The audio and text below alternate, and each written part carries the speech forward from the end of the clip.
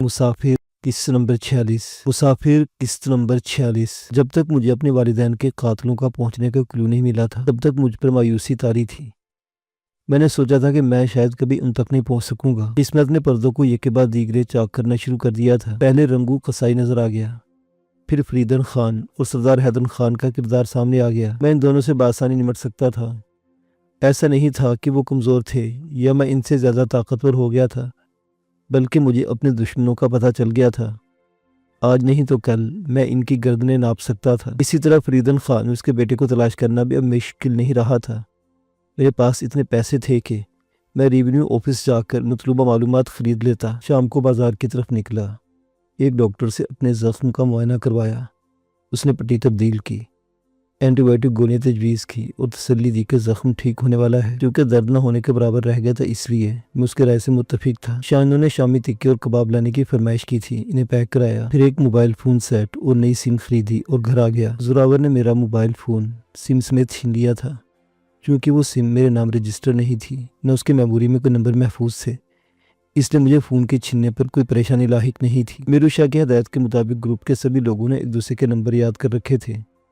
Phone کرنے کے بعد اس نمبر کو میموری سے مٹا دیا جاتا تھا۔ کھانے کے بعد کچھ دیر تک ہم سبھی نے بیٹھ کر خوش گپیاں ہاں کی، ٹی وی پر ایک ٹاک شو دیکھا، پھر سونے کے اپنے کمروں کا رخ کیا۔ میں نے لحاف میں دبک کر میرو شاہ کو فون کیا۔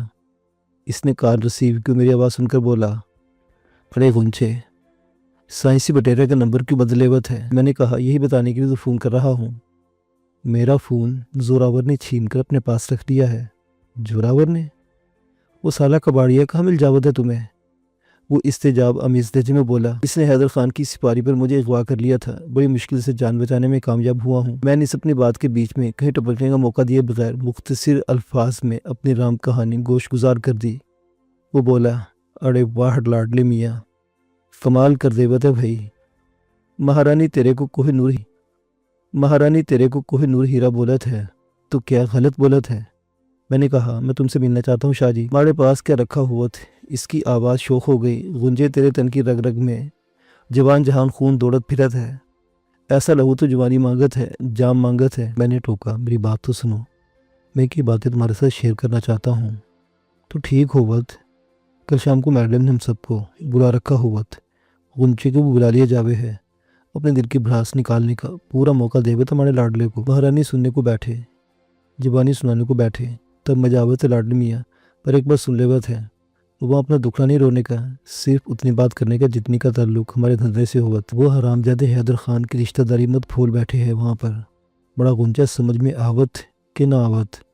میں سمجھ گیا ہوں، میں نے جواب دیا۔ وہ بولا، پان کی گروڑی ہمارے ہاتھ میں ہوت اور انتظار کرت کے لاڈلے کا فون بند ہوت اور ہماری داڑھ گرم ہوت کہ پیا کی گڈی آ جاوے گی تیرے کو لینے کل شام کو۔ ٹھیک ہے نا ماڑے گنچے، اب ذرا مسکا دیوت ہے نا؟ میں نے جلدی سے پوچھا، خیر تو ہے؟ کل شام کو کیوں سب کو اکٹھے کر رہے ہیں؟ نا بابا، فکر نہ کرت، مہارانی ذرا پڑھی لکھی ہوت تو نخرے دکھاوت، ہر مہینے میں ایک بار ضرور سب کو اکٹھا کرے ہے اور رپورٹ لیوے ہے، ذرا کھسکی ہوئی کھوپڑی ہوت ہے نا اس جنانی جات کی۔ میں سمجھ گیا کہ وہ فون پہ میری اغوا کی کہانی سننے سے گریزا تھا، ورنہ اپنی عادت کے مطابق کرید کر پوچھتا، بیچ بیچ میں فلسفیانہ انداز میں سوچنے کی اداکاری بھی کرتا۔ اپنے نئے موبائل سیٹ کے آپریٹنگ سسٹم کو سمجھنے کے لیے میں چھیڑ چھاڑ کر رہا تھا، جب اچانک مجھے یاد آیا کہ مظفر گڑھ سے چلتے ہوئے شاہد سلیم سے فون نمبر لینا مجھے یاد نہیں رہا تھا، حالانکہ اس کے باب میں دونوں کو تاکید کی تھی۔ اب میں اس سے رابطہ ماسوے ملاقات کے نہیں کیا جا سکتا تھا۔ وہ یاد آئے تو اس کی من بھاونش بھی نظروں میں گھوم گئی۔ وہ واقعی بہت خوبصورت لڑکا تھا، عاشی کے ساتھ جچتا تھا، اس کے پہلو میں کھڑی عاشی بھی جچتی تھی۔ اب یہ قسمت پر موقوف تھا کہ ان دونوں کو زندگی کے کسی موڑ پر ایک ساتھ کھڑا کرتی تھی یا نہیں۔ اس کی باتیں میرے ذہن میں چکرانے لگی۔ خیر یار، اگر تمہاری بہن حیدر خان کی قید سے نکل کر کسی اور قید میں نہیں گئی تو جس نے اب تک تم سے رابطہ کیوں نہیں کیا؟ پھر اس نے میری تعویل سن کر بڑی مایوسی سے کہا تھا، تمہاری بہن کی حد تک تو اس خوش گمانی میں رہا جا سکتا ہے، مگر میرا گھر اور فون نمبر تو وہی ہے جسے عاشی مرتے دم تک نہیں بھول سکتی۔ اس نے کیوں مجھ سے رابطہ نہیں کیا؟ زندگی ایسا ہی طویل سفر ہے، کبھی یادوں کے اجالے، کبھی مایوسیوں کے گھٹا ٹوپ اندھیرے، تو کبھی سرسراتے ہوئے جان لیوا واہمے اور اندیشے۔ میں پوری طرح تیار ہو چکا تھا جب مجھے سراج الدین عرف پیا جی لینے کے لیے پہنچ گیا۔ اسے میرو شاہ نے مجھے پک کرنے کا حکم دیا تھا۔ وہ ایک پرانے ماڈل کی پوٹھوار جیپ پر تھا۔ ہم دونوں مل کر بہت خوش ہوئے۔ میں نے عقیل کی خیر دریافت کی۔ جب میری پیا سے پہلی ملاقات ہوئی تھی وہ اس کے ساتھ تھا۔ گونگا تھا مگر غضب کا دلیر اور چاقو چوبند تھا۔ پیا نے بتایا کہ اسے جاوید کے ساتھ میڈم نے کسی مشن کے سلسلے میں بلوچستان کے پہاڑی شہر زیارت میں بھیج رکھا ہے۔ میں نے کہا زیارت میں تو ان دنوں سخت سردی پڑتی ہے، سنا ہے کہ وہاں برف باری بھی ہوتی ہے، ایسے میں وہاں کیا کریں گے؟ اس نے کندھے اچکائے۔ میڈم جانتی ہیں یا وہ دونوں؟ میں نے پوچھا۔ نہ انہوں نے بتایا۔ میں نے دیکھا کہ اس کا رخ میڈم کی کوٹھی کی طرف نہیں تھا، تبھی پوچھا پیا جی ہم کہاں جا رہے ہیں اس وقت؟ اس نے مسکرا کر کہا فکر نہ کرو، کسی غلط جگہ پر نہیں لے جاؤں گا۔ بائی دا وے ہم جلیل آباد کی طرف جا رہے ہیں۔ کیوں؟ یہ وہاں جا کر تم دیکھ لو گے۔ میرے پوچھنے پر اس نے بتایا کہ اس نے چند دن قبل پرانے ماڈل کی پوٹھوہار جیپ خریدی تھی۔ اس کی ڈینٹنگ پینٹنگ کا کام ہونا باقی تھا اور ٹائر بھی بدلے جانے تھے۔ وقت نہ ملنے کے باعث ابھی تک کھٹارا معلوم ہو رہی تھی۔ اس نے بہڑ گیٹ سے دائیں ہاتھ ٹرن لیا، چند منٹوں بعد بائیں ہاتھ مڑا، پھر ایک ہاؤسنگ کالونی میں گھس گیا۔ اس کے بتانے پر پتہ چلا کہ ہم جلیل آباد میں داخل ہو چکے تھے۔ چند موڑ کاٹنے کے بعد اس نے ایک چھوٹی مگر جدید طرز کی نو تعمیر شدہ کوٹھی کے گیٹ پر جیپ روکی اور مجھے اترنے کا اشارہ کر دیا۔ میں اتر گیا تو وہ جیپ کے آگے لے گیا۔ کچھ فاصلے پر خالی پلاٹ میں 3-4 کاریں کھڑی تھیں۔ اس نے وہیں جیپ پارک کی اور تیز تیز قدموں سے چلتا میرے پاس پہنچ گیا۔ اس نو تعمیر شدہ کوٹھی کے گیٹ پر زومن کمپیوٹر کالج کا بڑا سا بورڈ آویزہ تھا۔ 4 دیواری پر ایڈمیشن کے لیے ترغیبی کلمے لکھے ہوئے تھے۔ میں نے تعجب سے پوچھا یہ ہم کہاں آگے ہیں؟ یہ کمپیوٹر کالج میڈم کا ہے مگر اسے مس شمائلہ خانم چلاتی ہیں۔ اس کے علاوہ شہر میں 2 انگلش میڈیم سکولز بھی ہیں میڈم کے۔ یہ بولا دھندے کے ساتھ ساتھ میڈم بزنس بھی کرتی ہے۔ کوئی پوچھے تو بتا سکتے کہ اس نے سکولز کی چین بنا رکھی ہے۔ کیا ہر مرتبہ یہی میٹنگ ہوتی ہے؟ نہیں، یہاں پہلی مرتبہ اکٹھ ہو رہا ہے۔ اس سے میرا ہاتھ تھاما اور ہم دونوں گیٹ کا بغلی دروازہ کھول کر اندر داخل ہو گئے۔ سیاہ رنگ کی ایک بڑی سی لینڈ کروزر کو دیکھ کر پیا بولا میڈم جلدی چلو۔ گاڑی سے کچھ فاصلے پر برآمدے میں بھولی بالی شکل والا ایک گنمین بیٹھا تھا۔ اس سے کچھ فاصلے پر دوسرا قویل جثہ گنمین ٹہل رہا تھا۔ دونوں پیا جی کو جانتے تھے۔ الیکس سلیک کو میرا تعارف حاصل کرنے کے بعد انہوں نے نہ صرف ہمیں اندر جانے کی اجازت دے دی بلکہ ٹہلنے والے سیکورٹی گارڈ نے از خود کار رہبری سنبھال لی اور ہمارے آگے آگے چلنے لگا۔ اس کی تقلید میں ہم جہازی سائز کے چوبی گیٹ کو عبور کر کے بڑے سے ہال میں داخل ہوئے۔ چاروں طرف دیواروں کے ساتھ چوبی تخت تھے، ڈیسک کی صورت تناسب جن پر ترتیب وار کمپیوٹر پڑے ہوئے تھے۔ مخصوص ساخت کی ریوالونگ سٹولز بھی قطار میں رکھے گئے تھے جن پر بیٹھ کر اسٹوڈنٹس کمپیوٹر چلاتے تھے۔ ایک دیوار پر وائٹ بورڈ آویزہ تھا جس پر ایک ٹیڑھی میڑھی ڈرائنگ نظر آ رہی تھی۔ ہال میں 3 دروازے نظر آئے، ایک سے ہم داخل ہوئے تھے، 2 سامنے تھے۔ گن میں نے ایک دروازے کی طرف ہاتھ کا اشارہ کیا اور پلٹ گیا۔ پیا الٹے ہاتھ کی دیوار کے آخری دروازے میں داخل ہوا۔ سیڑھیاں نیچے جاتی دکھائی دی۔ سیڑھیوں کے اختتام پر ایک باوردی سیکورٹی گارڈ سٹول پر ڈبل میگزین شاٹ گن تھامے چوکس بیٹھا تھا۔ اس نے آنکھوں میری سکیننگ کی، پھر میرے بارے میں پیا سے کئی سوال کیے اور جیب سے موبائل فون نکال کر کسی سے رابطہ کیا۔ میرے بارے میں بتا کر ہدایات لی، تب اندر جانے کی اجازت دی۔ یہ چھوٹا سا کمرہ تھا جس میں 3 دروازے دکھائی دے رہے تھے۔ پیا نے داہنے ہاتھ والا دروازہ کھولا اور جھانک کر اندر داخل ہو گیا۔ میں اس کے پیچھے کمرے میں داخل ہوا، سوچا تھا کہ وہاں 30-40 افراد موجود ہوں گے مگر اس 12x18 کے طویل کمرے میں محض 5 آدمی بیٹھے ہوئے تھے، جبکہ میڈم شکیلہ طویل اور چمکدار کانفرنس ٹیبل کی صدارتی کرسی پر پراجمان تھی۔ اس کے پہلو میں میرو شاہ، اس کے بائیں ہاتھ ایک گھنگریلے بالوں والا لمبا تڑنگا شخص بیٹھا ہوا تھا۔ اس کی آنکھیں بڑی چمکدار تھیں۔ سامنے 2 خواتین اور ایک فربہی مائل مرد بیٹھا ہوا تھا۔ پھول ہر ماحول میں جچتا ہے، میڈم یہاں بھی جچ رہی تھی۔ سیاہ پینٹ شرٹ اور کوٹ، ہلکا اور تر و تازہ میک اپ، بال جوڑے میں بندھے ہوئے، اس پر سے نظر ہٹنے کا نام نہیں لیتی تھی۔ پروقار انداز میں کرسی پر شاہانہ تمکنت سے بیٹھی ہوئی ہی میڈم شکیلہ کسی اوری جہان کی مخلوق لگ رہی تھی۔ میرے ان حماق کو تاڑ گئی ایک ذرا مسکرائی، آنکھوں سے بولی دیوانگی سے دیکھنے کی اجازت تنہائی میں دے رکھی ہے، نہ کہ سرے بزم عاشقاں۔ آنکھیں نیچی کرو اور مجھ سے بات کرو۔ میں نے جھینپ پر آنکھیں جھکا لی۔ اس کی سخت آواز میرے کانوں میں پڑی، کیا تمہیں پچھلی مرتبہ سب سے آخر میں آئے تھے؟ سوری میڈم، آئندہ غلطی نہیں ہوگی، پیا جی نے نظامت سے کہا۔ میڈم نے بیٹھنے کا اشارہ کیا۔ چمکدار میز پر گلدان، ٹیشو پیپرز اور منہ واٹر کی بوتلیں پڑی تھیں اور ایک کے سامنے ایک نوٹ پیڈ اور پینسل بھی رکھی ہوئی تھی۔ مجھے علم تھا کہ یہاں موجود سبھی لوگ خطرناک جرائم پیشہ افراد تھے۔ اغوا، مار دھاڑ، قتل و غارت، اسلحہ و منشیات کی ترسیل اس گروہ کا بزنس تھا، مگر وہ اپنے لباس اور رکھ رکھاؤ سے کسی بھی طرح غنڈے ڈاکو یا مجرم دکھائی نہیں دیتے تھے۔ बल्कि पढ़े लिखे, संजीदा मिजाज और बावकार ताजिर मालूम होते थे। मैंने कॉन्फ्रेंस का मंजर बारहा टीवी ड्रामों, खबरों और फिल्मों में देखा था। आज मैं नफ्स नफीस इस फिल्म मंजर का हिस्सा बन गया था। यूँ लग रहा था जैसे कुछ देर के बाद कोई आला सतह की कारोबारी मीटिंग होने वाली थी। फूल प्रूफ इंतजामात को देखकर मेरे दिल पर मैडम की धाक बैठ गई। हम बैठ गए तो मैडम ने कॉन्फ्रेंस का आगाज का ऐलान किया और मेरा तारुफ कराया। 3 पीस सूट में जकड़े हुए शख्स, जिसका नाम बाद में वारिसली मालूम हुआ, ने पूछा, मैडम, सीनियर्स की मीटिंग में इसकी मौजूदगी क्यों जरूरी समझी गई? मैडम मुस्कुराई।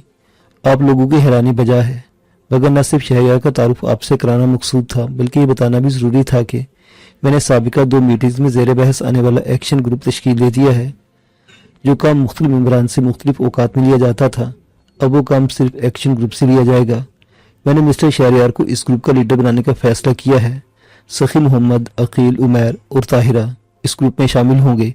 क्या मैंने दुरुस्त कदम उठाया है? सभी ने एक दूसरे को देखा, फिर भटकती हुई नजरें मुझ पर आन ठहरी। नजरों की कसौटी पर लटके हुए मेरे एहसासात बहुत अजीब और बेउनवान थे। मुझे यूं महसूस हो रहा था जैसे मैं ख्वाब देख रहा हूँ और किसी पल इस मावराई और गैर यकीनी दुनिया से मेरा नाता टूट जाएगा। मुझे नजरों में जांचने के बाद मैडम के फैसले पर सरे तस्लीम खम कर लिया गया। फिर एक्शन ग्रुप पर तफसीली बहस को अगली मीटिंग पर मौकूफ कर दिया गया और मामूल की कार्रवाई का आगाज करते हुए मैडम ने घुंघराले बालों वाले तवील कामे शख्स को मुखातिब किया। जमाल, तुम्हारे पास गुज़श्ता माह एक मिशन था। ख्वाजा जफरुल हक को सूबाई असम्बली के इलेक्शन जीतने के लिए सारी फंडिंग हमारी थी। वो 3 माह पहले तक हमारी पसे पर्दा आनत करता रहा। फिर उसने आंखें फेर ली, सोचा कोई मेंबर बनकर कोई तोप किस्म की चीज बन गया है। इसे नीचे दिखाना और इसका डंक निकालना जरूरी था, जो तुम्हारी जिम्मा लगाया गया था। तुमने कामयाबी से पाए तकमील तक पहुंचाया।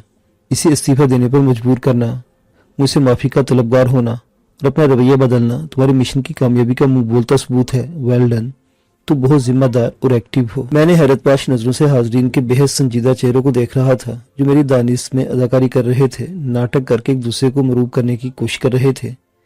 मैडम खामोश हुई तो सभी ने जमाल को कामयाबी की मुबारकबाद दी।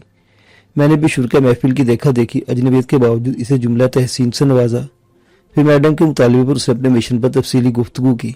पता चला कि वो गैर मामूली सलाहियतों का मालिक था।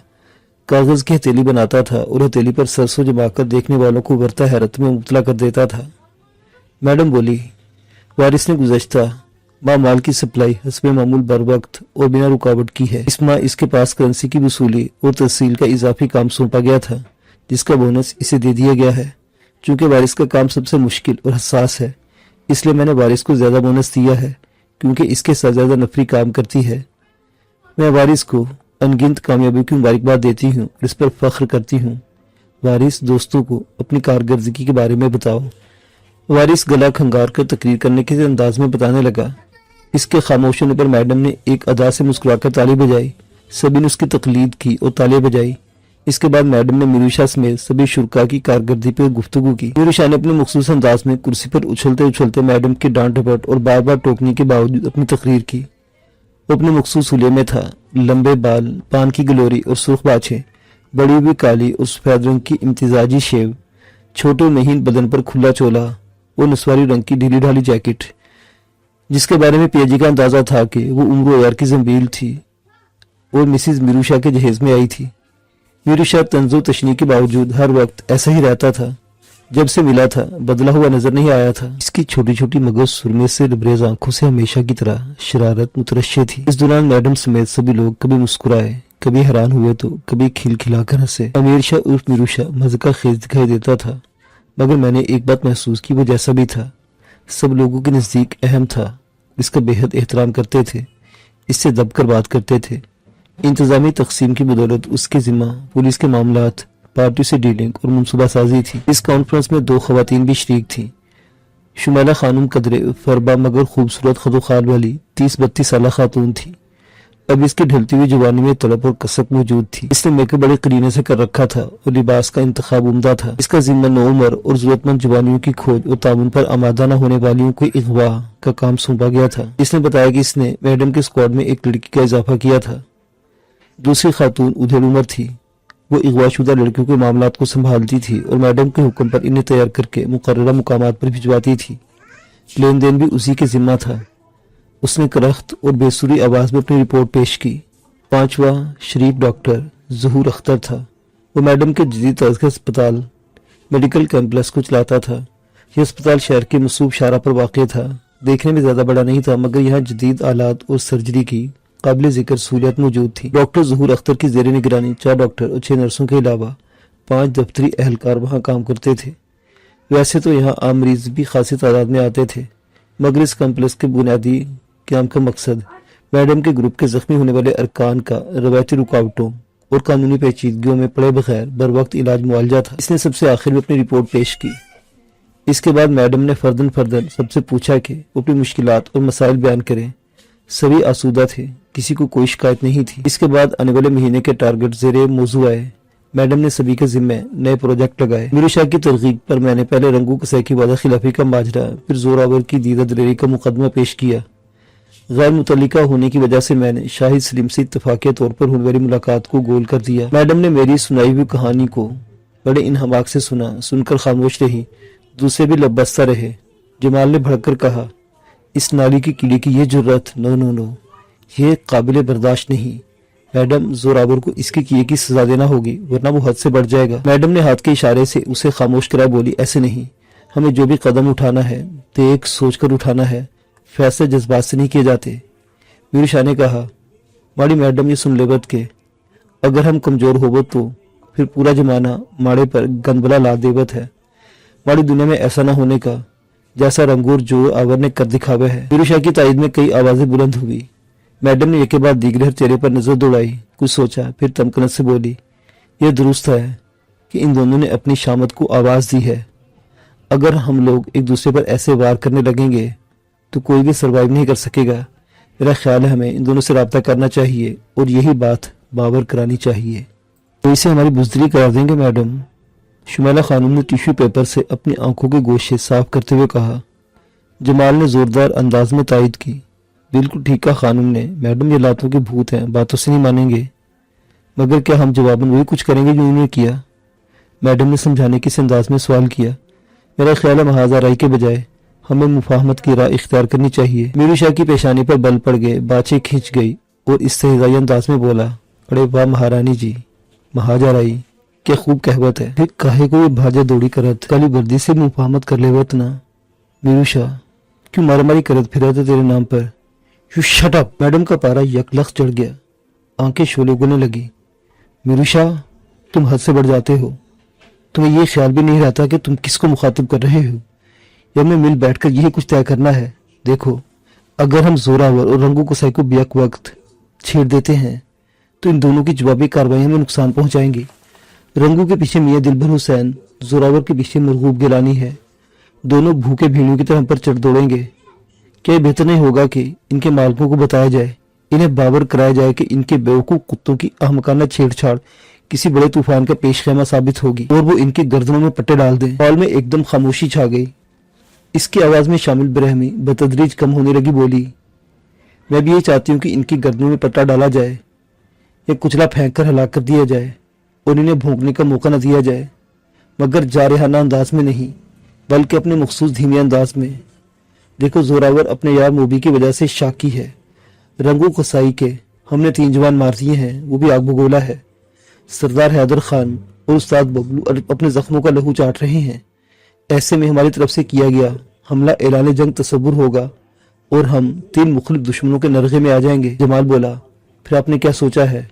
ہاں جمال، یہ ہوئی نا بات، میڈم نے سر ہلا کر کہا۔ ہمیں اپنی توجہ دفاع پر مرکوز رکھنی چاہیے، وہ پھر جو ہی حالات موافق ہوں زوراور اور استاد ببلو کو ایک دوسرے کے سامنے کھڑا کر کے بیچ میں آگ لگا دی جائے۔ دونوں میں سے جو جیتے گا وہی سکندر قرار پائے گا، جو ہارے گا وہ آگ میں جل مرے گا۔ رہی بات رنگو کسائی کی، تو وہ اس علاقے میں نوارد ہے، اسے پیر جمانے کا موقع نہ دیا جائے اور ہاتھ پاؤں بجا کر اس کا کلا کما کر دیا جائے۔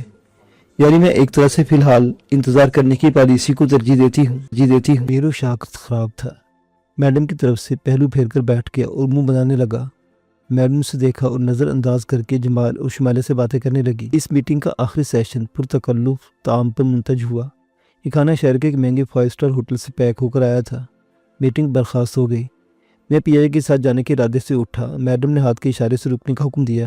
پیا سے مخاطب ہوئی، تم جاؤ، میرو شاہ اور شہریار میرے ساتھ جائیں گے۔ میرو شاہ بولا، مہارانی جی، اتنا بھی ماڑے غنچے کو سر پر نہ چڑھات گئی، یہ سالہ ماڑے کوئی آنکھیں دکھانے لگ جاوت۔ میڈم نے اسے غصے سے دیکھا۔ ڈاکٹر ظہور اختر مسکرایا بولا، میڈم شاہ جی کی بات پر غور کیجیے گا۔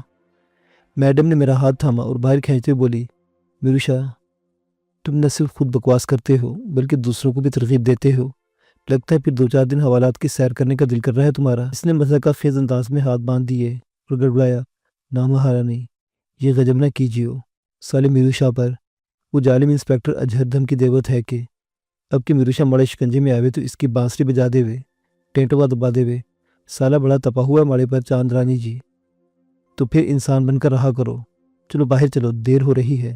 کب وقت تو یہ تو باتوں کے سوا کوئی کام نہیں ہوتا۔ میڈم کا پارا چڑھا ہوا تھا۔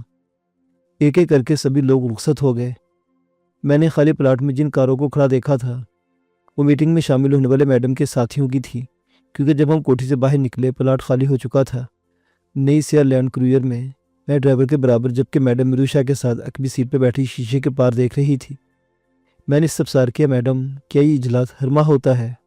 ہاں، وہ سنجیدگی سے بولی، میں چاہتی ہوں کہ میرا گروپ کسی انٹرنیشنل فرم کی طرح کام کرے۔ ہم ہر ماہ اپنی کارکردگی کا جائزہ لے کر اپنے بزنس کو بہتر بنانے کی کوشش کریں۔ یہی وجہ ہے کہ ہمیں یہاں کام کرنے والے سبھی گروپوں پر برتری حاصل ہے۔ تمہیں گروپ لیڈر کی میٹنگ کیسی لگی؟ میں نے کہا، بالکل ایسے جیسے کسی بہت بڑی انڈسٹری کا بورڈ آف ڈائریکٹر سالانہ بجٹ ترتیب دیتا ہے۔ اس کے چہرے پر احساس تفاخر مترشح ہوا، جبکہ میروشا کے لبوں سے ہوں کی تنزیہ آواز برآمد ہوئی۔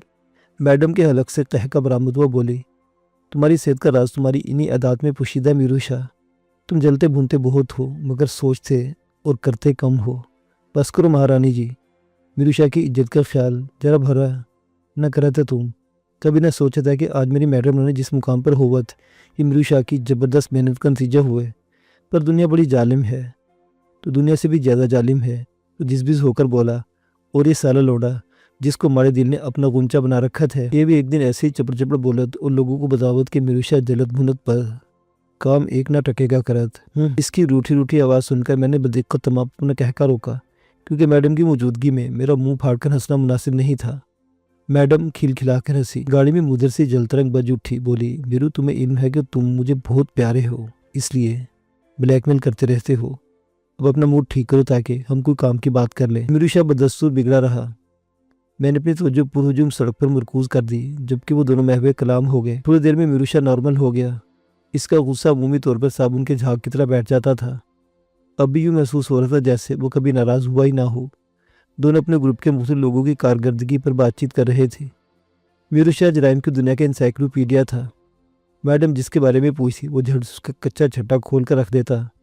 باتیں ختم نہ ہوئی، سفر تمام ہو گیا اور گاڑی میڈم کی کوٹھی کی پارکنگ میں رک گئی۔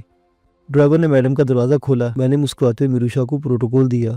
وہ ہنستے ہوئے پان کی پچکاری سے گملے کو سرخ کرتے بولا، ایک دم ڈرامے باز آدمی ہوت ہے تو، پر نکل تو۔ میروشا نے گاگا کو دیکھت، آہ کوے میں سب دیکھے بھالے، چونچ بھی کالی پر بھی کالے۔ وہ سالہ سراج بڑا پیا جی بنا پھرت زندگی کی خیرات مانگت تھا جب ماڑے پاس آوت تھا۔ آج بولے، میروشا پر میڈم خاموخواہ ریجھ جاوت ہے ہیں؟ میں نے کہا، وہ تمہاری بہت عزت کرتا ہے۔ ماڑے کو علم ہو اس لونڈے کی چکر بازیوں کی، ماڑے کو وہ پیے کا وکیل بن کر مکھن نہیں لگانے کا، لاڈلے میاں۔ میڈم تیز تیز قدموں سے کوٹھی میں گھس گئی تھی۔ ہم باتیں کرتے ہوئے اس کے پیچھے پیچھے گیسٹ ہاؤس میں آئے۔ وہ فرسٹ فلور پر اپنے کمرے کی طرف جاتی دکھائی دی۔ میروشا نے سرگوشی کی، بڑی ظالم جوانی ہماری چندا رانی کی ہے نا؟ میں نے چونک کر اسے بے یقینی سے دیکھا، کہا، تمہاری عمر اس حساب کتاب سے گزر گئی۔ اس سے ہاتھ لہرایا، پھر چھاتی بجاتے ہوئے اکڑ کر بولا، اڑے واہ گنچے، ماڑے کو بوڑھا سمجھتا ہے، اڑے دل تو جوان ہے نا اپنا، سونی مورت کو دیکھ کر ایک دم پٹڑی سے اتر جاوت ہے۔ میں نے چھیڑا، تو کیا میڈم کو دیکھ کر تمہیں کچھ ہونے لگتا ہے؟ وہ ریلنگ تھام کر ایک ذرا جھکا، پھر رکا، مجھے دیکھ کر ٹھنڈی آہ بھر کر بولا، ہائے کیا ظالم عمریہ ہے ماڑی، دیکھت ہے آہیں بھرت ہے پر ہاتھ مار کر جوانی کو سینے سے نہ لگا سکت ہے۔ دیکھ لاڈلے میاں، جوانی ہوت ہے، جوانی کی نظر سے آگ بھی اچھی لگت، بر بھی دل کو بھاوت، مہارانی شہر کے لوڈوں کو بلارل کہوت ہے، تجھے اصیل بانگا ککڑ جان کر تجھ پر ری جاوت ہے، ماڑے کو پتہ ہوئے۔ میں نے کندھے اچکائے کہا، تم مجھے سبز باغ دکھا رہے ہو، میں بھی ساون کا اندھا ہوں، طرف ہریالی دیکھ رہا ہوں، مگر اتنا ضرور جانتا ہوں کہ میروشا کی سجائی اس دنیا میں چاند نہیں چڑھتا۔ پھول نہیں کھلتے، اوس نہیں پڑی۔ وہ اپنی چھوٹی چھوٹی آنکھیں پوری وسعت میں کھول کر استجاب سے مجھے گھورنے لگا، بولا ارے تو غجب کا پیدا گیر بن جاوت ہے، سالہ شاعر بن جاوت، ذرا ہٹ کے۔ میں نے ہنس کر سیڑھی پر قدم رکھا اور دو زینے ایک قدم میں عبور کرتا فرسٹ فلور پر آ گیا۔ رک کر پلٹا دیکھا، وہ ابھی تک گراؤنڈ فلور پر سیڑھیوں کی ریلنگ تھامے کھڑا تھا اور مجھے اشتیاق بھری نظروں سے دیکھ رہا تھا۔ مجھے اپنی جانب متوجہ دیکھ کر قدرے اونچی آواز میں بولا، چلا جوانی سلامت رہوے ماڑے گنچے کی۔ میرے عقل میں ٹک ٹک کی مخصوص آواز گونجی۔ میں نے پلٹ کر دیکھا، میڈم کے کمرے سے نکل کر زرمینہ کو اپنی طرف آتے دیکھا۔ وہ دراز قد تھی، اونچی ہیل والے جوتے پہن کر کچھ اور بلند ہو گئی تھی۔ اس نے بڑا جاندار میک اپ کر رکھا تھا۔ قریب آ کر رک گئی، میری سانسوں کو اپنی ہتھیلی پر رکھ کر کمال نفاست سے لپیٹتی مسکرائی، بولی یہاں کیوں کھڑے ہیں؟ میں جواب دیے بغیر اسے دیکھے گیا۔ اس نے ایک ادا سے مجھے، پھر سیڑھی پر چڑھتی میروشا کو دیکھا اور دھیمی آواز میں بولی کہ پہلی مرتبہ دیکھ رہے ہیں؟ میں نے اسے اتنے قریب سے پہلی مرتبہ تب دیکھا تھا جب وہ گیسٹ روم میں وحید کو لینے کے لیے آئی تھی۔ خالہ بھی میرے ساتھ کمرے میں موجود تھا۔ میں نے کہا، حسن کا وصف ہے کہ جب بھی نظر آتا ہے آنکھوں کو پہلے سے بہتر اور نیا لگتا ہے۔ ابے آنکھوں کو نہیں، دل کو نیا لگت ہے۔ میروشا نے میری بات سن لی تھی، تبھی پیچھے سے آ کر میرے کندھے پر ہاتھ مار کر بولا، ارے واہ گنچے، چھپا رستم نکلا ہے تو۔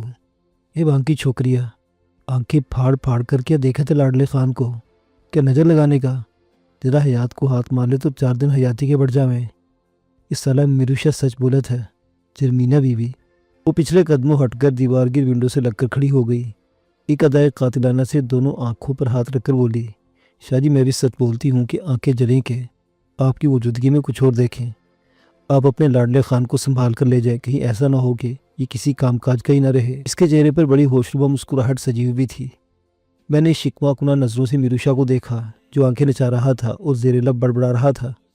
پھر میرا ہاتھ پکڑ کر میڈم کے کمرے کی طرف کھینچتا تو زمینہ سے مخاطب ہوا، ابھی تیری سسرے مالکم کے پاس جاوت ہوں اور تیرے تن کی آگ پر کھڑا ساون کا ڈالت ہوں۔ ہمارے عقب میں اس کے حلق سے نکلی مندر کی گھنٹیوں کی مترنم صدا گونجی۔ میں نے گردن موڑ کر دیکھا، وہ ہنستے ہوئے ہاتھ لہرا رہی تھی۔ ہم آگے پیچھے میڈم کے کمرے میں داخل ہوئے۔ میڈم جوتے اتارے بیڈ پر دوزانو بیٹھی ہوئی تھی۔ اس کے سامنے جام و صبو کی بساط سجی ہوئی تھی۔ ہم اس سے کچھ فاصلے پر صوفوں پر بیٹھ کے میروشا نے ناسیانہ انداز میں کہا، رانی یہ شرابہ نہ پیوت، یہ جھونجھوں مستی سے دور رہوت، نہیں تو کسی کام کی نہ رہوت۔ جوانی کو آگ لگانے میں مزہ تو آنے کا، پر جوانی دروازہ کھول کر جانے کا۔ وہ سر جھکا بیٹھی تھی۔ میرو کی بات سن کر سر اٹھ گیا۔ جوڑوں سے نکل کر سوختہ جا جھولتی ہوئی لٹ کو بے نیزی سے جھٹک کر بولی، میں زیادہ نہیں پیتی، کم پیتی ہوں، ویسے بھی آگ پر آگ کا کچھ زیادہ اثر نہیں ہوتا۔ میروشا، یہ تم زرمینہ سے کیا کہہ رہے تھے؟ ماڑے کو کوئی بات نہ کرنا ہوئے جرمینہ سے، وہ بڑے غنچے پر لائن مارت ہے۔ میڈم نے مجھے دیکھا، چند ثانیے اسپاٹ چہرہ لیے دیکھتی رہی، پھر بولی، لائن مارنے دیتے، تمہارا کیا جاتا تھا؟ وہ سالی ایک دم حرام جادی، ہر روز نیا عاشق دیکھت پھر اس کا دل نہ بھرت۔ تمہاری باتیں بھی تو پھیل جاتی ہیں سونیا کو دیکھ کر، بدھی پر فائر نہ مارت مہارانی۔ وہ اور بات ہوت۔ میروشا تڑپ کر بولا، ماڑا موڈ ایک دم خراب ہونے کا، جو کہنا ہے کہہ دے وت، پھر ماڑے کو گھر پہنچاوت بس۔ میڈم نے سر جھکا لیا، بڑی آہستگی سے جام تیار کیا، لبوں سے لگایا، بولی، میروشا ایک مرتبہ پھر شہریار پر گزرنے والے واقعات کو بتفصیل سننا چاہتی ہوں۔ میں نے بلا کم و کاس تمام واقعات بیان کیے۔ میڈم بڑی دلچسپی سے سنتی رہی۔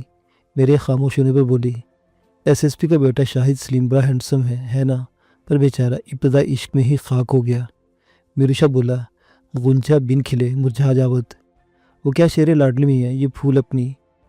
وہ سوالے نظروں سے مجھے دیکھنے لگا۔ میں نے مسکرا کر کہا، یہ پھول اپنی لطافت کی داد نہ پا سکا، کھلا ضرور مگر کھل کے مسکرا نہ سکا۔ مجھ سے میڈم نے چند متعلقہ سوال کیے۔ میں نے جواب دے کر مطمئن کیا، الجھنیں بڑھتی جا رہی ہیں مگر خیر، اس پر بعد میں کام کیا جائے گا۔ میرے میں تمہارے ذمہ ایک کام لگایا تھا، تمہیں اس آدمی کو تلاش کرنے کا حکم دیا تھا جو تھالی سے کھاتا ہے اور اسی میں سوراخ کرتا ہے۔ کیا تم نے اس کا کھوج نکالا؟ وہ بولا، ہم۔ میروشا کی نظر سے کیسے بچ سکت تھی؟ وہ حرامجادی سونیا ہوت ہے، دل کو بھاوت ہے، پر اس نے من کا توانے کا کام کر دکھاوت ہے۔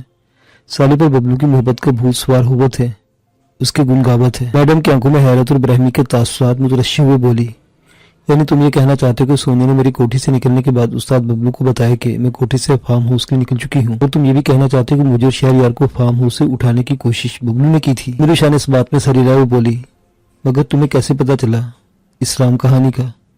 وہ بولا, महारानी आम खावत पेड़ न गिनत. तुमने जफरी डकैत के मारे हवाले करत था.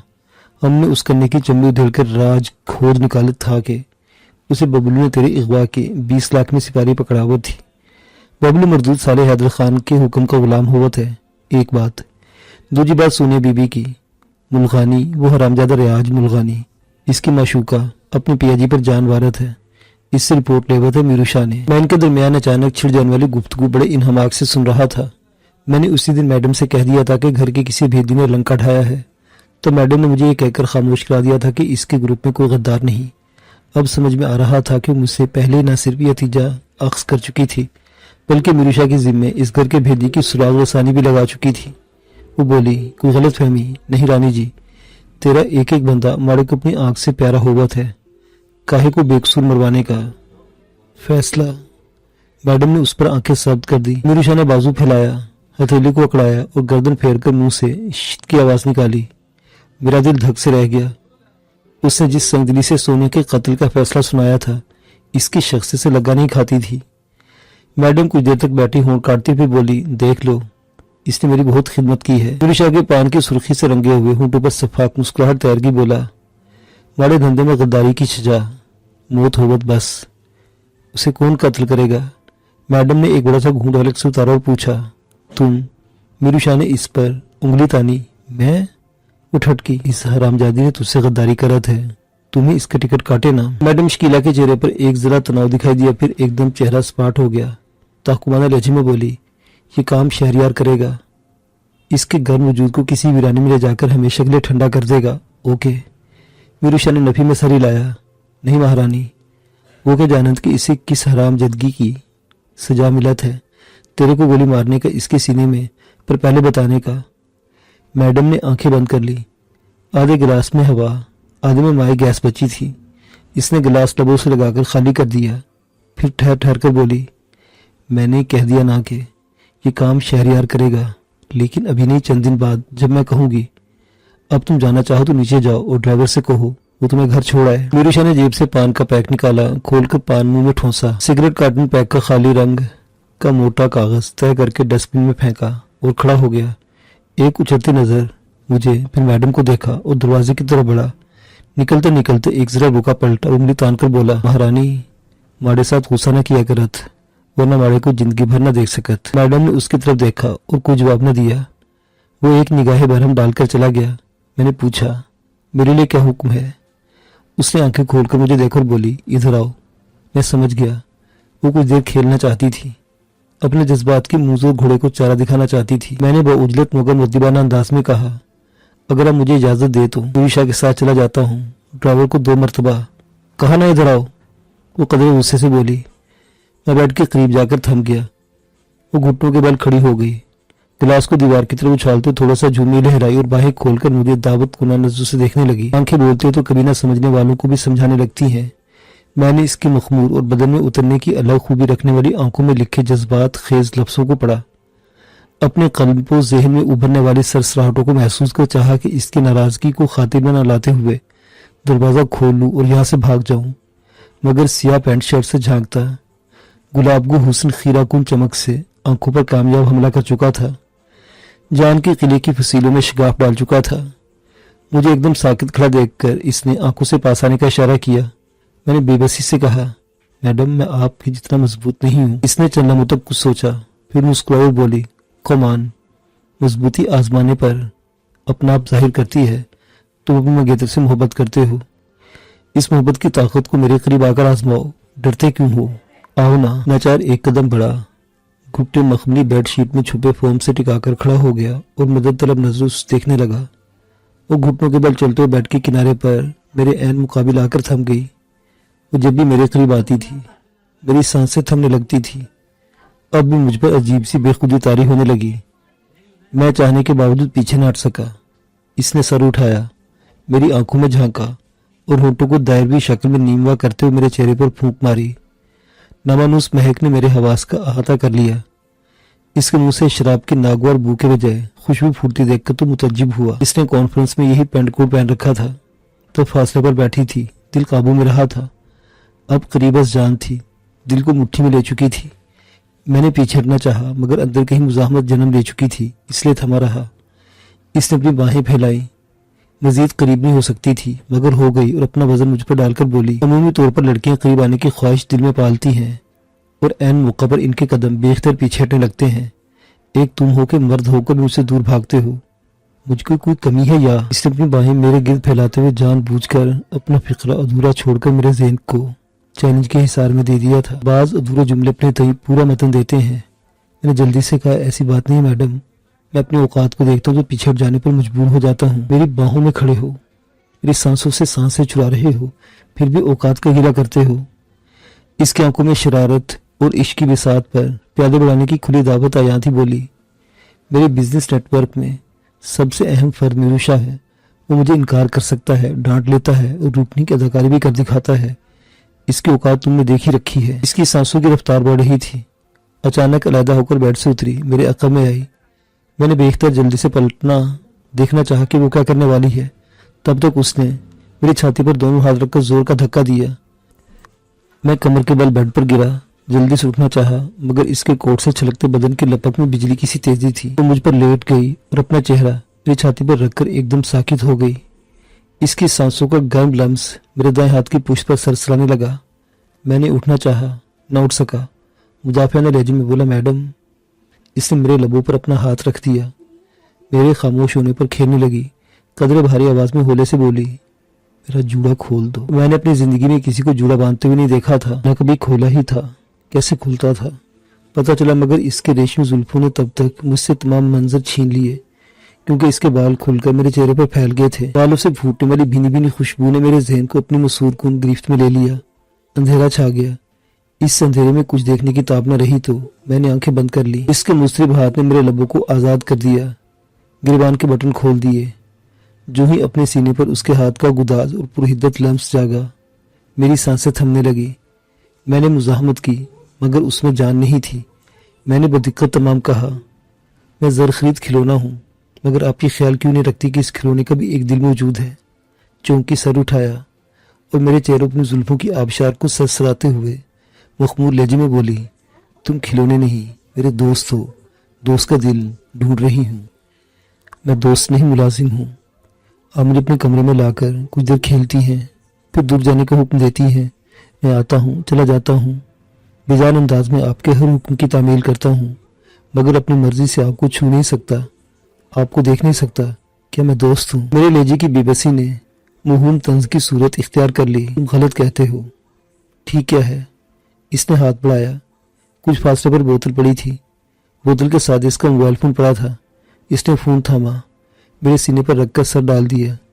زلفوں نے پھر میرا احاطہ کر لیا، مجھ پر لیٹے لیٹے فون سے کھیلتی رہی۔ پھر فون میرے سینے پر رکھتے مترنم آواز میں گنگنائی۔ گیت چل رہا تھا، ہم دونوں خاموشی سے سن رہے تھے۔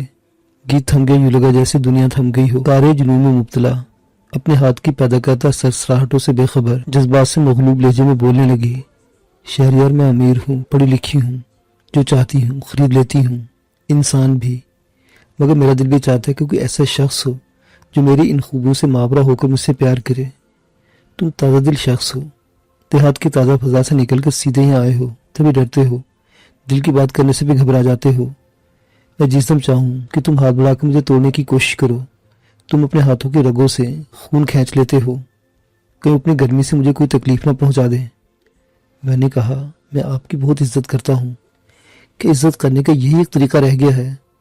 وہ سر اٹھا کر تھوڑا اوپر کھسکی، جان لبوں تک آ گئی تو وہ تھم کر بولی، شہریار، میرو شاہ نے دھن کی دنیا میرے لیے پلیٹ میں سجا کر رکھ دی، میری دولت و طاقت نے تن کی دھونکیاں میرے سامنے پیش کر دی، جیسے تم نہ چاہتے ہوئے میرے نیچے پڑے رہنے پر مجبور ہو۔ دل غزالہ غزالہ کرتا ہے، زبان میرے احترام کا کلمہ پڑھتی ہے، مگر مجھے سب کچھ نہیں چاہیے، کچھ نہیں چاہیے۔ تو کیا چاہیے؟ بے ساختہ میرے لبوں سے نکلا۔ مجھے شیلف میں جھاڑ پونچھ کر رکھی گئی وہ کتاب نہیں بننا جس کو پڑھنے کے بجائے شوق بری نظر سے دیکھ کر شیشے میں قید کر دیا جاتا ہے۔ مجھے کھولو، پڑھو، کیا لکھا ہوا ہے۔ ہو سکتا ہے وہ تحریر مجھ سے زیادہ خوبصورت ہو سکتا ہے کہ اس تحریر میں بلا خیزی ہو، جنون ہو، یا ورق خالی ہو اور کسی حقیقی شبد کار کا منتظر ہو۔ میں نے سوچا وہ تشنا تھی، اپنے پڑھے جانے کی آرزو میں گھل رہی تھی۔ تبھی میں نے آہستہ سے کہا، آپ شادی کیوں نہیں کر لیتی؟ اس کے بدن کو جھٹکا لگا۔ فون میرے سینے سے پھسل کر پہلو کی طرف گر گیا۔ اس نے چہرہ میری آنکھوں کے مقابل لا کر گہری مستفسر آنکھیں مجھ پر گاڑ دی اور ایک ذرا توقع کے بعد پوچھا، کس سے؟ میں اس کی نظروں کی تاب نہ لا کر گڑبڑا گیا۔ اس نے سر جھٹکا، اپنے زلفوں کے احاطے میں رکھ مجھ پر جھک گئی۔ دونوں آنکھوں کو چومنے کے بعد ہونٹوں کو آگ لگانے لگی، پھر چابی والے کھلونے کی طرف رک گئی، بولی، تمہاری آنکھیں سچ بولتی ہیں، زبان جھوٹ کا سہارا لیتی ہے، آنکھوں سے بتاؤ مجھے کس سے شادی کرنی چاہیے؟ میری آنکھوں میں سوائے اس کے حسن بلا جاں کی توصیف کے کچھ نہیں تھا، مگر وہ اپنے مطلب کی ہی کوئی تحریر کھوج رہی تھی۔ میں نے کہا، مجھے چھوڑ دے ورنہ میرا دم گھٹ جائے گا۔ وقت جانتا تھا کہ ایسے موقعوں پر دم نہیں گھٹتا، سانسیں گھٹنے لگتی ہیں۔ تبھی میرا جھوٹ سن کر وہ روٹ گیا اور میڈم کی انگلی تھام کر چلنے لگا۔ وہ مسکرائی، پھر کھلکھلا کر ہنس پڑی، بولی، میں جس سے چاہوں شادی کر سکتی ہوں، کس سے شادی کرنی ہے یہ فیصلہ بھی وقت آنے پر کر لوں گی، ابھی تم خاموش ہو جاؤ، میرے دل کو چند نئی دھڑکنیں لینے دو۔ ناگن کی طرح بل کھا کر سیدھی ہوئی، پھر نیچے کھسک گئی اور میرے وجود پر رہتے ہوئے کربٹ بدل کر سینے پر سر رکھ کر خاموش ہو گئی۔ میری حالت دیگر گو تھی، جسم ہلکی آنچ پر دہک رہا اور الاؤگیر ہو گیا، سانسیں غیر معتدل ہو گئی۔ جی چاہا اسے پرے پھینک کر اس دشت جنوں سے نکل جاؤں۔ شاہد سلیم نے کہا تھا کہ دنیا ٹارچر سیل ہے، مصیبت گاہ ہے۔ ایک زندہ گھر اور تڑپتی ہوئی مصیبت میرے سینے پر چڑھی، میری جوانی کی سرد سل پر مونگ ڈل رہی تھی اور پرہدہ سانسوں کی ضربوں سے میرے وجود کو چکنا چور کرنے پر کمر بستہ تھی۔ میں نے زچ ہو کر کہا، پلیز جانے دے۔ اس سے سر دائیں بائیں ہلایا، بولی، نہیں، خاموشی سے لیٹے رہو اور میرے بال سمیٹ دو۔ میرا ایک بازو آزاد تھا، جسے آدھے بال سمیٹ دیے، آدھے بکھرے رہے۔ میرا جی چاہا کہ اس کے نرموں سے رکھتے ہوئے بالوں سے کھیلتا رہوں، بس اتنی سی دیر جتنی دیر تک میرا دل دھڑک رہا تھا۔ وہ سرتپا حسن کا شاہکار تھی اور شاہکار کبھی کبھی تخلیق پاتے ہیں۔ اس سے پھر کربٹ بدلی، گردن تلے دونوں ہاتھ ڈالے اور بالوں کو جھٹک کر مجھ پر پھیلا دیا۔ میری بے بسی سے محظوظ ہوتے ہوئے ہنسی اور میرے دونوں ہاتھ تھام کر اس نے اپنے سینے پر اوپر تلے رکھ کر اپنے ہاتھوں تلے بھینچ لیے۔ میرے تنے ہوئے اعصاب بے جان ہو گئے۔ کافی دیر گزر گئی۔ اس کے سانسوں کی مخصوص تسلسل نے مجھ پر باور کرایا کہ وہ سو چکی تھی۔ عجیب اور نہ سمجھ میں آنے والی بات تھی، وہ بھرپور جوان لڑکی تھی۔ اس عمر میں لڑکیاں تنہائی میں بے فکری کی نیند نہیں لے پاتی، خوابوں کی چھیڑ چھاڑ کی زد میں آدھی سوتی آدھی جاگتی ہیں۔ متصاد یہ کہ وہ جس دنیا میں سانس لیتی تھی، اس دنیا میں اپنے سائے پر بھی شک کرنے کا رواج تھا۔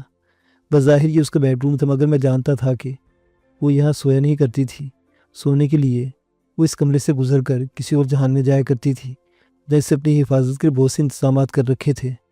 آج سبھی احتیاطوں کو بالائے طاق رکھ کر میرے سینے پر لیٹی سو گئی تھی، یوں کہ اسے مجھ سمیت کسی سے بھی کوئی خطرہ لاحق نہ ہو۔ اس کا وجود بھلے موٹے کوٹ اور پینٹ میں چھپا ہوا تھا، اس پہ ہاتھوں اور چہرے کے کچھ بھی ننگا نہیں تھا، مگر میرا احساس بہنا پا تھا۔ میری عمر بھی آتش گیر تھی، ایسے میں اس کا شعلے کی نوک پر گہری نیند سو جانا حقیقت کا پرتو نہیں تھا۔ وہ یقیناً بن رہی تھی، مجھے بنا رہی تھی۔ میں نے ایک طویل سانس لی، بدن ڈھیلا چھوڑا اور اپنا دھیان بدلنے کے لیے کمرے کی دکھائی دینے والے گوشے پر نظریں جما دی۔ سب کچھ ویسا ہی تھا جیسے میں نے اس سے پیشتر ملاقاتوں میں دیکھا تھا۔ اگر کچھ بدلا تھا تو وہ میرا مقام تھا، میری حیثیت تھی، جس وقت شدید ہیجان اور جذباتی بھوچال کا شکار تھی۔ ہاتھ حرکت کے قابل نہیں رہے تھے اور نہ ہی میں نے ہلا کر نئے فتنے کو جگا سکتا تھا۔ اس لیے میں نے اپنے ہونٹوں سے اس کے بالوں کو چھیڑا، کوٹ کے کالوں کو دانتوں میں لے کر ننے ننے جھٹکے دیے، مگر وہ ٹس سے مس نہ ہوئی۔ کافی دیر گزر گئی۔ اس کے استغراق اور سکوت میں کوئی تغیر وقوع پذیر نہ ہوا تو میرا دل بری طرح دھڑکنے لگا۔ میں کب تک اپنا دامن بچائے کہ بے جان انداز میں اس کے خوبصورت بدن تلے دبا رہ سکتا تھا۔ یہ شبہ تھا کہ وہ جاگتے ہوئے سونے کی اداکاری کر رہی تھی، مگر پھر مجھے اپنا خیال بدلنا پڑا۔ کوئی شخص اتنی دیر تک ڈھیل بن کر خاموش نہیں رہ سکتا تھا۔ مجھے یقین کرنا پڑا کہ وہ سو گئی تھی۔ ہم ابتدائی شب میں کمپیوٹر کالج کے کانفرنس روم سے نکلے تھے۔ بیڈ کے عین اوپر آویزاں دیوار کی گھڑی پر وقت دیکھا تو معلوم ہو کہ رات کے 10 بجنے لگے تھے۔ اس کی خوابگیدگی کا دورانیہ 1 گھنٹے سے متجاوز ہو گیا تھا۔ اتنی دیر سے میں اپنے آپ سے لڑ رہا تھا، کبھی ہار کی طرف مائل، کبھی جیت پر استوار۔ لڑکھڑاتے ہوئے ذہن کو قابو میں رکھنا مشکل تھا، مگر اسی شخصیت کی ٹرانس، حاکمانہ مزاج اور اپنی حیثیت کا حقیقت پسندانہ احساس میری فتح میں بنیادی کردار ادا کرتا رہا اور میں کوئی حرکت کے بغیر پڑا رہا۔ پھر 10:30 بج گئے۔ دل میں خوف جاگے کہیں اس دار پر لٹکتے ہوئے پوری رات آنکھوں میں نہ کاٹنی پڑ جائے۔ ایسے ہی وقت میں اس کے موبائل فون کا بزر بجنے لگا۔ میں نے چہرے پر پھیلے بالوں کو سر ہلا کر ایک طرف ڈھلکایا، دیکھنے کی جگہ بنائی اور موبائل فون کی روشن اسکرین پر جلتے بجھتے ہندسوں کو دیکھنے لگا۔ میڈم کے بدن میں کوئی حرکت پیدا نہیں ہوئی تھی۔ میں نے کہا میڈم آپ کا فون بج رہا ہے۔ میں نے اپنے ہاتھوں کو ہلایا۔ میرے یرغمالی من میں نیا فتنہ جاگ پڑا۔ لہجہ بھر میں پورے بدن میں بجلی کی رو دوڑا دی۔ بدقت تمام ہونٹ بھیج کر آنکھیں سختی سے میچ کر میں نے خود کو سنبھالا۔ وہ کسمسا کر بیدار ہو گئی تو میں نے اپنی بات دہرائی۔ وہ خمارآلود لہجے میں بولی بجنے دو، کوئی ضروری کال ہو سکتی ہے، نمبر دیکھ رہے ہو تو بتاؤ۔ صرف آخری 3 ہند سے اس کی آواز مترشح تھی۔ میں نے اسکرین پر دیکھا، پھر کہا 099۔ وہ بیزاری سے بولی ان نون نمبر ہے، کسی کے ہاتھوں میں کھجلی ہو رہی ہے۔ بزر ایک مرتبہ بج کر خاموش ہو گیا، پھر بجنے لگا۔ وہی نمبر جگمگا رہا تھا۔ وہ بولی وہی ہے نا؟ جی، میں نے کہا۔ مجھے اپنی آواز کی شکست کی از خود احساس ہوا۔ کمزور سی صدائے احتجاج بلند کی، میڈم خدا کے لیے مجھ پر رحم کریں۔ اس نے رحم کرنا نہیں سیکھا تھا، نہیں کیا تو میں نے ہونٹ بھیج کر اپنے ہاتھ کھینچنے چاہے۔ وہ بظاہر بے جان در حقیقت چوکس تھی۔ میرے ہاتھوں پر اپنی گرفت مضبوط کرتے ہوئے ہنسی، بولی کچھ دیر ایسا ہی پڑا رہنے دو۔ مجھے خود پر ترس آنے لگا ہے۔ مجھے بھی تبھی کہہ رہی ہوں کہ کچھ دیر تک زندگی کا احساس حاصل کرنے دو، پھر تمہیں گھر جانے کی اجازت دے دوں گی۔ موبائل فون کا بزر تیسری مرتبہ بجنے لگا۔ اس نے میرا دایاں ہاتھ چھوڑ دے بولی کال ریسیو کرو اور وائڈ اسپیکر آن کر دو۔ میں نے بتایا کہ مجھے اس کے موبائل سیٹ کے آپریٹنگ پینل کا علم نہیں تھا۔ اس نے میرا دوسرا ہاتھ بھی چھوڑ دیا اور ناگن کی طرح تڑپ کر اوندھی ہو گئی۔ ہاتھ بڑھا کر فون قریب کیا مگر بیڈ پر پڑنے دیا۔ کال ریسیو کرتے ہوئے بٹن دبایا۔ وائڈ اسپیکر سے پھوٹنے والی آواز کمرے میں گونجنے لگی۔ کس نے ہیلو نہیں کہا تھا، بلکہ چند لمحوں تک سائیں سائیں کی آواز سنائی دیتی رہی۔ پھر ایک چیختی نسوانی آواز گونجی، دیکھو آدھی پئی جو ہاں، میرے کو اوندھا کوئی پتہ کوئی نہیں۔ خدا کی تے ساری جان چھوڑ دو، تجھے کہہ رہی ہوں کہ مجھے اس کا علم نہیں، خدا کے لیے ہماری جان چھوڑ دو۔ نسوانی لہجے سے عیاں تھا کہ وہ کوئی بوڑھی اور ان پڑھ خاتون تھی جو بڑے درد میں ڈوب کر چیخی تھی۔ وہ آواز اپنی تمام تر توانائی کے باوجود کسی شعلے کی طرح بھڑکی تھی، کسی کوندے کی طرح لپکی تھی، کیونکہ مجھ پر ڈھیر پڑے۔ میڈم شکیلہ کے سست وجود کو اچانک زوردار جھٹکا لگا۔ وہ تڑپ کر اٹھی، اس کے ہٹتے ہی میں بھی اٹھ گیا۔ اس نے فون اٹھایا، زور سے ہیلو کہا مگر اسے جواب نہ ملا۔ ایسی آواز سنائی دی جس سے صاف پتہ چلا تھا کہ بولنے والی بوڑھی خاتون کو کس نے زوردار تھپڑ دے مارا تھا۔ اس کی چیخ بڑی دردناک تھی، اللہ دا نہ ہوئے، میرے کو نہ مارو، نہ جو برسا سکتی جو او موئی کتبدی ہے تو کیویں منیندے، ہائے بھی میرے ربا، یعنی اللہ کا نام مانو، مجھے نہ مارو۔ میں نہیں بتا سکتی کہ وہ کہاں ہے، تم لوگ کیوں نہیں مانتے، ہائے میرے ربا۔ وہ میری طرف پشت کیے گھٹوں کے بل بیٹھی فون کو گھور رہی تھی۔ میں جلدی سے بیڈ کی پائنتی کی جانب آیا۔ اسے دیکھا تو شائستہ رہ گیا۔ اس کا چہرہ بے حد سرخ، آنکھیں پھٹنے کے حد تک پھیلی ہوئی اور منہ حیرت سے کھلا ہوا تھا۔ فون کے وائڈ اسپیکر میں سے اسی خاتون کی منت سماجت کی نقاہت سے معمور آواز برآمد ہو رہی تھی۔ ایسے وقت میں اس کی آواز ایک کمسن بچے کی رونے کی آواز میں دب گئی۔ مجھے یوں لگا جیسے میڈم کوما میں چلی گئی تھی، کیونکہ اس کا زندگی سے بھرپور چہرہ موت کی سنگینی کی طرح ہو گیا تھا۔ چہرے کی سرخی پیلی چادر اوڑھنے لگی تھی۔ کوئی تیسری آواز سنائے بغیر کال منقطع کر دی گئی۔ کمرے میں روتے ہوئے بچے اور بوڑھی خاتون کی آوازیں چکرانے لگی۔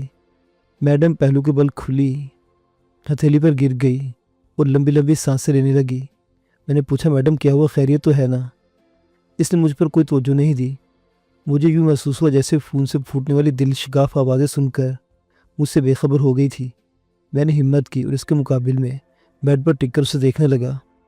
اس نے خالی خالی نظروں سے مجھے دیکھا، پھر فون اٹھایا۔ جس نمبر سے کال آئی تھی اس نمبر پر کال اوکے کی۔ دوسری تو گھنٹی بجی، پھر کسی نے کال منقطع کرتے ہوئے سمجھا دیا کہ اسے جتنا سنانا تھا سنا دیا گیا تھا، اس سے زیادہ اسے کچھ نہیں دیا جائے گا۔ اس نے جھنجھلا کر نمبر ری ڈائل کیا۔ اس مرتبہ فون کے اسپیکر میں آپ کا مطلوبہ نمبر اس وقت بند ہے کا ریکارڈ شدہ وائس کلپ چلنے لگا۔ میڈم نے ہونٹ کاٹتے فون بیڈ پر ڈال دیا۔ میں نے پہلی کے چہرے پر ایسی مردنی چھائی ہوئی دیکھی تھی۔ مجھے یہ سمجھنے میں کوئی دیر نہیں لگی تھی کہ اس کے کانوں میں پڑنے والی دونوں آوازوں کا تعلق براہ راست اس کی ذات سے تھا۔ میں نے کہا میڈم آپ کی حالت درست نہیں ہے۔ میرا کہنے کا مقصد یہ تھا کہ خود پر طاری ہونے والی اس جان کا کیفیت سے نکل آئے، مگر کامیابی نہیں ہوئی۔ وہ بدستور پھٹی پھٹی نگاہوں سے مجھے دیکھنے لگی۔ مجھے اس کی ذہنی حالت پر شبہ ہوا۔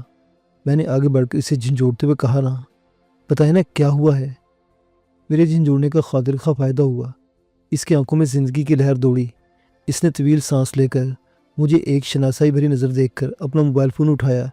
एक मरतबा फिर कॉल मिलाने की कोशिश की, नाकामी तो कोई और नंबर मिलाने के लिए बटन पुश करने लगी। राब्ता होने पर बोली, हेलो पिया, तुम इस वक्त कहाँ हो? कमरे में गैर मामूली सुकूत था। तभी पिया की आवाज़ बगैर वाइड स्पीकर के मेरे कानों में पहुंची। वो मुद्दिबाना अंदाज में बता रहा था कि वो इस वक्त किसी होटल में बैठा खाना सर्व किए जाने का इंतजार कर रहा था। मैडम ने ताकुमाने लहजे में कहा, खाना छोड़ दो, मैं एक नंबर तुम्हें एसएमएस करके भेज रही हूँ, इसका पता करो किसका है और कहाँ चल रहा है। ओके। पिया ने जवाब दिया, मैडम आपको 1 घंटे में रिपोर्ट मिल जाएगी। मैडम ने सख्ती से तायद की, नहीं मेरे पास वक्त कम है, 15-20 मिनटों में रिपोर्ट दो। इसने पिया की बात सुने बगैर राब्ता मुनक़ते कर दिया। पावर्ड ऑफ होने वाले फ़ोन नंबर का पिया के सेल फोन पर सेंड किया और दोनों रानों पर हथेलियां टिकाकर बेड पर झुकती चली गई। मुझे मामले की संगीनी का एहसास हो गया था। वो बहुत परेशान थी, बेहद मुस्तरिब थी। इसे मेरे दिलासे और तक़वियत की ज़रूरत थी। मैंने इसके कंधों पर हाथ रखा। वो चौंक कर सर उठाकर सवारे नज़र से घूरने लगी। मैंने कहा, मैडम मुझे पूरी तरह इल्म नहीं कि आप इस वक्त किस उलझन में गिरफ्तार हैं, मगर ये समझ लो कि आप शदीद तकलीफ़ में हैं। आप ख़ुद को संभालिए। मुंतशिर ज़हन इंसान की मदद नहीं करता बल्कि रुकावटें खड़ी करता है। वो चंद लम्हों तक मुझे घूरती रही, फिर लंबी सांस हलक में उतार कर मुस्कुराई। आज़ुर्दगी में गुंदी हुई मुस्कुराहट बहुत दिलफगार थी। होंठों पर अमूदी सुर्ख लाइनें वाज़ेह हो गईं। गौर किया तो इसकी आंखों के गोशे नम दिखाई दिए। मेरा दिल कट कर रह गया।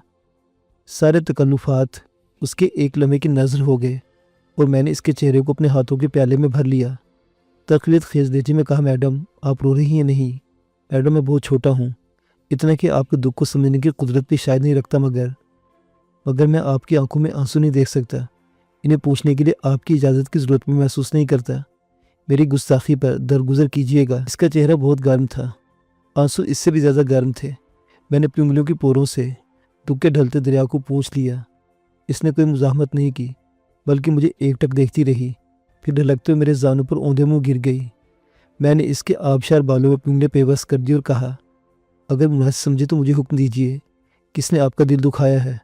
मैं इस पर कहर बनकर टूट पड़ूंगा और इन 2 आंसू का खराज मुनो खून की सूरत वसूल करके पलटूंगा। वो चंद आंसू रोकर थम गई थी, अब रो नहीं रही थी क्योंकि उसका बदन साकित था। कुछ देर ऐसे ही गुजर गई। मैं समझ रहा था कि अपने चेहरे के तौसत मुझसे छुपा रही थी, तेज से कुछ सोच रही थी और फैसला करने की मोहलत दे रही थी। मेरा अंदाज़ा सच साबित हुआ। 2-4 मिनट या कुछ ज़्यादा वक्त लेने के बाद वो झटके से सीधे हुई उछलकर बेड पर खड़ी हुई, बोली, शहरियार तैयारी करो, तुम अपने घर और मुझे कहीं दूर जाना है। मैंने जल्दी से पूछा, कहाँ? इसने कोई जवाब नहीं दिया बल्कि फ़ोन उठा के बेड से उतरी और जल्दी शूज़ पहनने लगी।